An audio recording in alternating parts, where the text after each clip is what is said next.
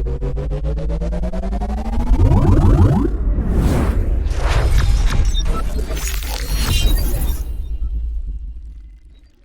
is up, you guys? It's me, Cham, and welcome back to my channel. I missed you. It's been a week. If you missed me, follow me on Twitter at ZombieCham.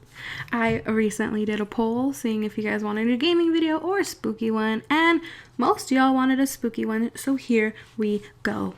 This one's called, When I Was Little, I Always Heard My Mother Call My Name. I never thought it was odd until I looked back on it. When I was little, like 3 or 5 years old, I've always heard my mother call my name from across the house. To note, my mother wasn't the best to me and she never did much with me. We both existed in the same house together, but I was afraid of her enough to come when called. I remember on normal days my name being called, so I'd run across the house and go to her, but she would be doing something like brushing her teeth or doing makeup, always telling me she didn't call me, so I would immediately resume whatever I was doing.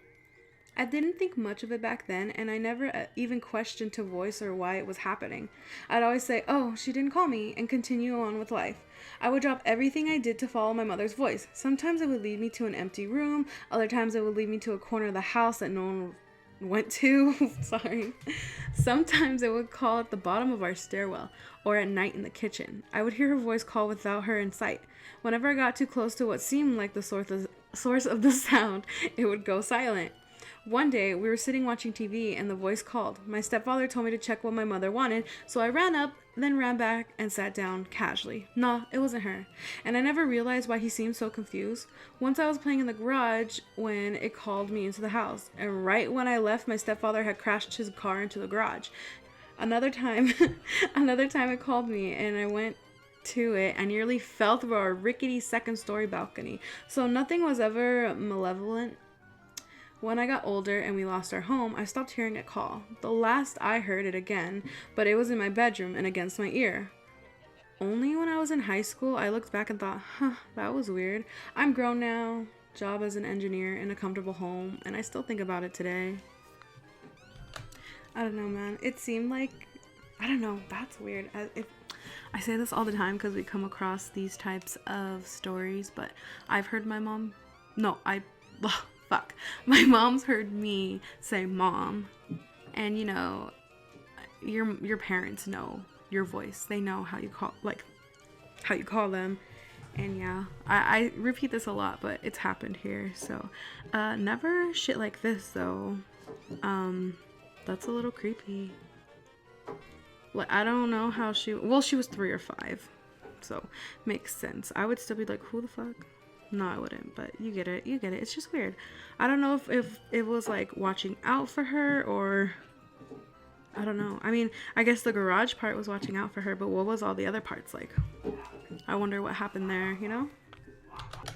This one is called My Childhood Imaginary Friend Was an Actual Ghost. When I was very young and living in our generational family home, I had this imaginary friend. Guys, I'm so sorry. That's my turtle.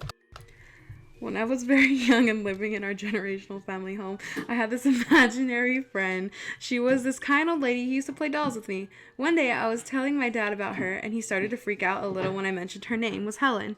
Turns out, it was the same name as my grandmother. The more I described her to him, the more he saw similarities between my friend and his mother. She died when my mom was pregnant, like 7 months pregnant with me. My dad hadn't mentioned her to me at all due to the age being so young, like below 5 at the time. So he was baffled as to how I'd come to know her job and had knowledge of things that she had done throughout her life. To me, all this didn't seem supernatural at the time. I was just spending time with this nice old lady. As I got older, she would visit less and less till when I was about 7, and she told me she had to go away for good, but she enjoyed our time together. After a big chunk of time passed, we ended up deciding to build a new house on the land after demolishing the family home. While I was packing everything up in the drawers, she put everything on the drawers on the bed, and when she looked at the pile of clothes from her drawers, she noticed there was newspaper lining, always been stuffed in the bottom of the drawers, had stuff in it. Turns out, underneath were my grandmother's first aid and nursing certificates, as well as many other documents and pictures. Almost all of the pictures were over 40 years old except for one. It was a picture of my mother holding a sonogram up to my grandma, and she smiles happily. When I showed all this to my dad, he freaked out a lot more than the previous time and still gets weird if I bring it up to him. I've never experienced anything since then, but I still remember her vividly. Now that one, guys, just seems really sweet. That's just adorable. Like, honestly, I don't have anything else to say, but that's adorable. I'd still freak out if I was a parent and be like, who the fuck is she talking to? Because you never know. But the fact that it was something nice is cute. It's cute. It warms my little heart. This one's titled, Why Did This Happen? I'm horrified now, but at the same time taking it with a grain of salt. My mom just asked me if my sister told me about the bear. I replied with no, and what bear?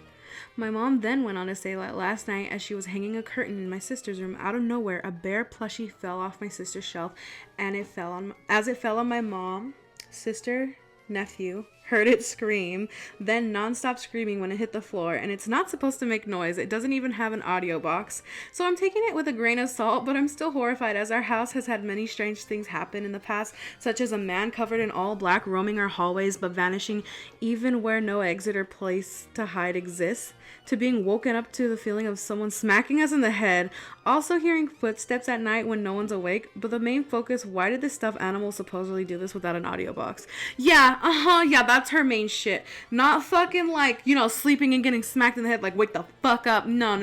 The thing she's worried about is, why did the bear scream? Like, bitch? I don't know. Cleanse that house, girl, cause fuck all that. This one's called Haunted Pizza Hut. I don't know what's wrong with me, guys. Yeah, let's get to it. I used to work for Pizza Hut for almost 5 years and have worked at about 10 different locations and have had my fair share of encounters at some. This story takes place at the first location I ever worked at. It was a new location in a small strip mall. After being there for a few months, I was promoted to shift manager. Now, when you walked into the store, it was very long and you could see the back door all the way from the front door. The kitchen was very open. We had a walk-in fridge, and across from the fridge door was a dishwasher.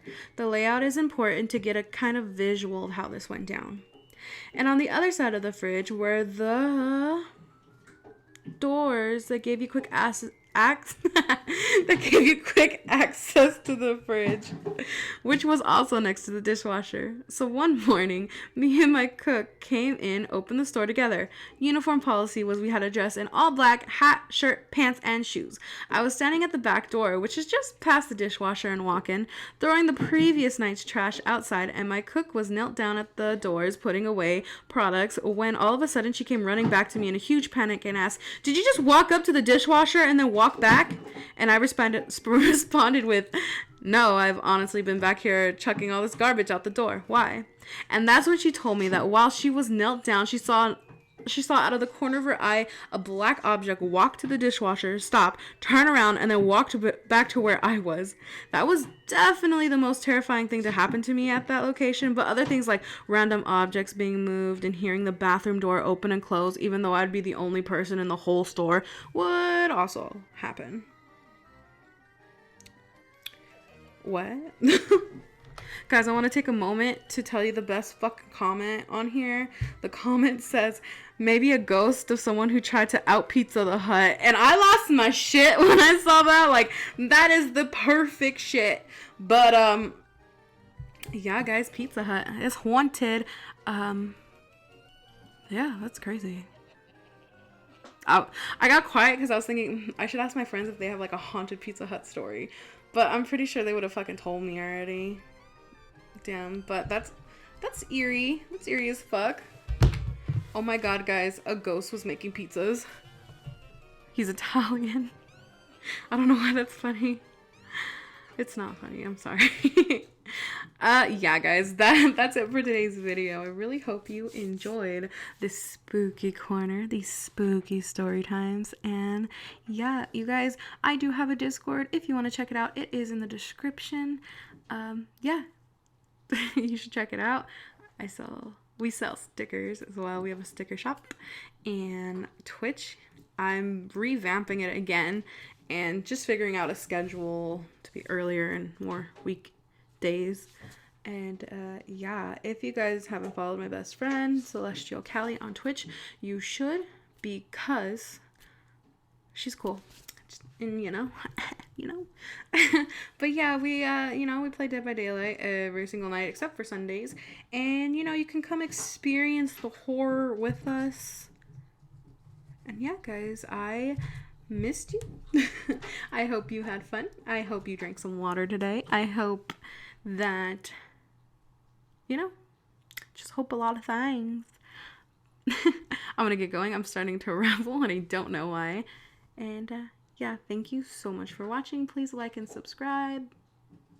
Bye.